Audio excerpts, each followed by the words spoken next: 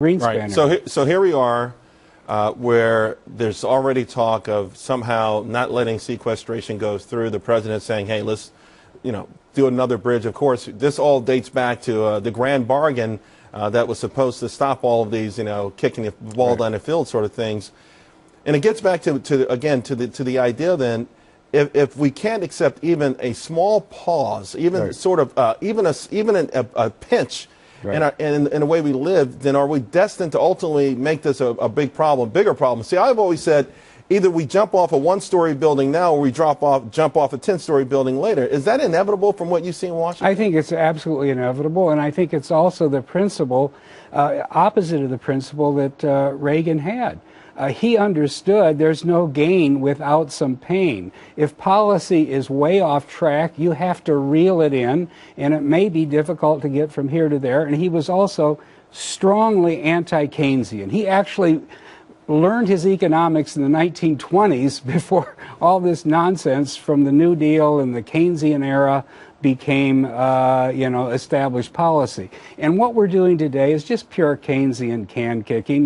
The economy has to be supported by $1 trillion deficit, and if it's not, then we're going to go down the drain and so forth, which is nonsense. We can't live beyond our means. We can't keep borrowing from future generations, passing out money to everybody, transfer payments, tax cuts, and so forth, so that we can have a little more GDP one quarter at a time. We have to face up to this. We did in the 1980s. The system today is totally incapable, and I blame the Fed and Greenspan for creating the era of Wall Street coddling. Because once they started coddling Wall Street and said, we can't allow the stock market to drop by more than 5%, or we have to prop up all the too big to fail Wall Street houses that should have taken.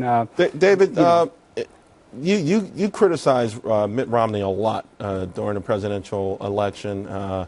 You talked about crony capitalism. And by the same token, you've also been somewhat of a critic of Paul Ryan as well. So who has a solution? In other words, if Mitt Romney didn't represent capitalism, this deformation of capitalism that's going to be featured in your book, what is that all about? Well, I think it's getting back to first principles and remembering what we used to think in the 70s and 60s and 1920s. I mean, the Republicans today, it's just so much Lincoln Day dinner rhetoric. Romney talked about the fiscal problem, but he was unwilling to cut defense, and it's totally out of control. He said nothing about Social Security. It has to be means tested. He danced around Medicare, which is a monster that's out of control. The only program that he was willing to name that he would actually cut was Big Bird's stipend, if you remember. Listen, we've got a minute left, and I do want to mention this because you've also recently started talking about a housing bubble. Now, for many people, we've only just now hit terra firma, but you're saying already it's a bubble. If that's the lone bright spot in the economy, and that's a bubble, then we're in a lot of trouble. Yeah, because it's the same old money printing by the Fed. When you drive the interest rate to zero, you're just encouraging the fast money to chase the next bubble. If we look at these markets that were badly injured during the bust, Phoenix and Southern California, Florida.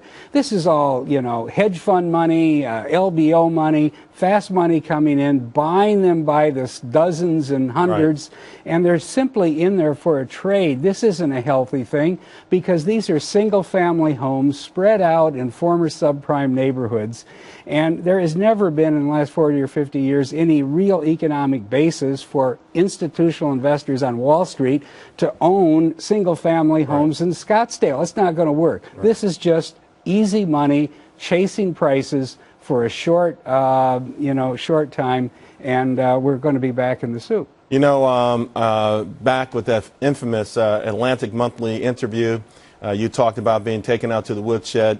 I will say that I think the American public is glad that maybe you were taken to the woodshed, but you never stopped raising your voice and speaking about true concerns, and we all appreciate it. Good luck with the book. Thank you. All right, see you soon.